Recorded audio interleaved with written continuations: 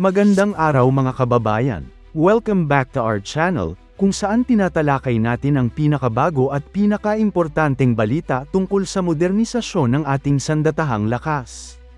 May bagong breaking news na naman tayo para sa Philippine Army. Isang batch ng Guarani 6x6 Armored Personnel Carriers, o APCs, ay paparating na sa Pilipinas. Yes, tama ang narinig nyo. 9 na bagong Guarani 6x6 APCs ang kasalukuyang nasa Port of Santos, sa Sao Paulo, Brazil, at ayon sa ulat ng Teknolohiya at Defensa, naka-schedule itong ipadala sa Port of Manila sa August 10, at inaasahang darating bago matapos ang buwan. Pero bago tayo tumuloy sa detalye ng shipment, alamin muna natin, ano nga ba ang Guarani 6x6 APC? Bakit ito mahalaga para sa Pilipinas? At bakit galing ito sa Brazil?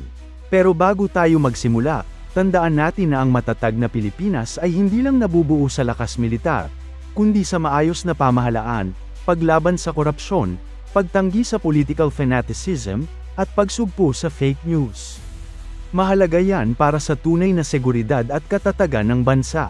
Unang-una, ang balitang ito ay inilathala ng Teknolohiya at Defensa, isang Brazilian defense news outlet, kilala sa pagbibigay ng mga detalye at analysis tungkol sa military hardware at strategic partnerships ng Brazil. Kung gusto mo ng malalimang balita tungkol sa defense industry sa Latin America, isa ito sa mga pinagkakatiwalaang sources. Ang ulat nila tungkol sa shipment ng Guarani 6x6 APCs para sa Philippine Army ay isang patunay ng patuloy na defense cooperation sa pagitan ng Brazil at Pilipinas. Ang Guarani 6x6 VBTP, na ang ibig sabihin ay Viatura Blindada de Transporte de Pesol, ay isang modernong armored personnel carrier na dinevelop ng Iveco Defense Vehicles kasama ang Brazilian Army. Ito ay ginagawa sa planta ng IDV sa Sete Lagoas, sa Minas Gerais, Brazil. Since 2013, higit 750 units na ang nagawa para sa Brazil at ilang foreign clients, kabilang na ang Lebanon, na tumanggap ng 16 units noong 2015. Ngayon, pabalik tayo sa Pilipinas. Ang shipment na ito ay bahagi ng unang kontrata ng 28 units na nilagdaan noong 2021. Sa kasalukuyan, 5 units na ang na-deliver sa Philippine Army, at itong paparating na 9 na ay ang ikalawang batch. Kasunod pa nito ang final batch ng 14 units, na kasalukuyang pinaghahandaan na ng Iveco para sa produksyon. Bakit nga ba interesado ang Pilipinas sa Guarani 6x6? Ito ay isang modular, highly mobile, at multi-role na armored vehicle. Designed ito para mag-operate sa iba't ibang terrain, mula urban areas hanggang rural combat zones. May kakayahang magdala ng hanggang 11 personnel, at fully protected laban sa small arms fire at IEDs. Bukod sa troop transport, pwedeng gamitin ang Guarani para sa command and control, medical evacuation, reconnaissance, at pati na rin fire support, depende sa configuration. Ang ultimate goal ng Philippine Army, magkaroon ng 114 na Guarani vehicles sa iba't ibang configurations. Imagine nyo yan, 114 na modern, well-armored vehicles to boost our Army's mobility and survivability. Para sa isang bansa na archipelagic at may mga hamon sa insurgency, disaster response, at territorial defense, mahalaga ang ganitong klaseng mobility. Pero hindi naging madali ang delivery ng batch na ito. Ang paglabas ng components mula sa Germany ay naantala dahil sa proseso ng export control mula sa BAFA o Bundesamt für Wirtschaft und Ausfuhrkontrolle, ang German government agency na nangangasiwa sa mga ganitong klaseng exports.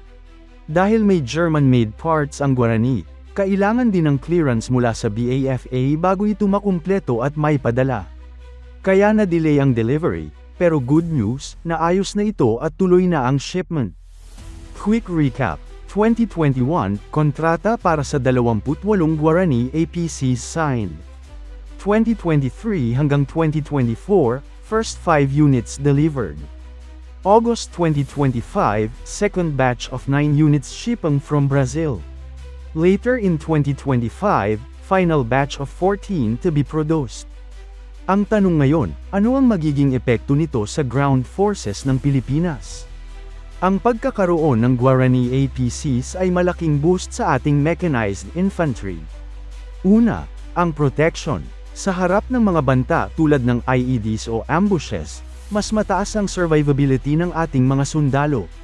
Pangalawa, ang mobility. Sa panahon ng kalamidad o armed conflict, mabilis na makakadeploy ang forces kahit sa mga liblib na lugar. Pangatlo, ang interoperability. Compatible ang Guarani sa iba't ibang systems na ginagamit ng NATO at allied countries, meaning, mas madali ang coordination sa joint exercises o future international missions. Kung walang maging aberya, darating ang 9 na Guarani units bago matapos ang Agosto taong 2025. Pagkatapos nito, isusunod na ang final batch ng 14 units. Sa kabuuan, 28 units ang inaasahang operational sa Philippine Army bago matapos ang taon. Bukod sa troop transport, posibleng i-modify rin ang Guarani para magdala ng Remote Weapon Stations, RWS, Mortar Systems, Surveillance Gear, at Communication Suites. Depende ito sa evolving needs ng Army at future contracts. May posibilidad na palawakin ang partnership sa Brazil para sa local assembly o maintenance, na makakatulong sa self-reliance ng ating military logistics. Hindi lang ito tungkol sa hardware. Isa rin itong patunay ng lumalawak na defense diplomacy ng Pilipinas. Sa panahon na kritikal ang seguridad sa West Philippine Sea at lumalala ang geopolitical tension sa region, kailangang handa ang ating armed forces. Ang pagbili ng Guarani ay isang strategic move, hindi lang para sa internal security, kundi para sa long-term modernization ng ating army. Marami sa ating mga sundalo ang naghihintay ng ganitong klaseng capability. Ayon sa ilang reports, positibo ang feedback ng personnel na unang gumamit ng Guarani, mabilis, well-protected, at komportable sa mahabang biyahe. Isipin mo, dati luma at kulang ang armor ng ating army. Ngayon, may state-of-the-art APCs tayo galing Brazil, isang patunay na unti-unti nang naabot ang vision ng modern at capable na Philippine Army. At dito nagtatapos ang ating balita tungkol sa 9 na bagong Guarani APCs na paparating na mula Brazil. Habang hinihintay natin ang kanilang pagdating sa Port of Manila ngayong Agosto, patuloy tayong magbabantay at mag-uulat sa mga bagong developments. Kung gusto nyo pa ng ganitong klaseng defense content, mga updates, analysis, at features, don't forget to like, subscribe, at i-turn on ang notification bell para wala kayong ma-miss na updates. Maraming salamat sa panunood, mga ka-defense. Hanggang sa susunod na ulat, ito ang inyong channel PH Malaya, para sa makabuluhang impormasyon tungkol sa ating pambansang depensa.